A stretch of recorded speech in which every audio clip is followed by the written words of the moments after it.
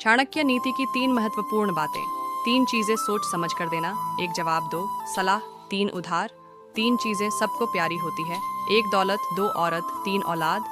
3 चीजें हमेशा दर्द देती है। 1 धोखा, 2 गरीबी, 3 यादें। 3 चीजें कभी मत करो। 1 घमंड, 2 अपमान, 3 उम्मीद।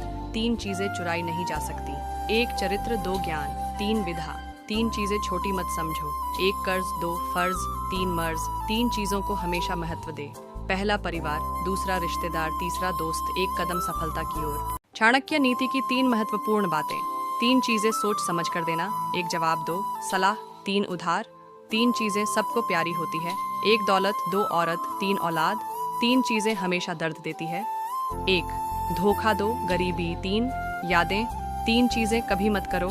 1 घमंड, 2 अपमान, 3 उम्मीद। 3 चीजें चुराई नहीं जा सकती। 1 चरित्र, 2 ज्ञान, 3 विधा। 3 चीजें छोटी मत समझो। 1 कर्ज, 2 फर्ज, 3 मर्ज। 3 चीजों को हमेशा महत्व दे।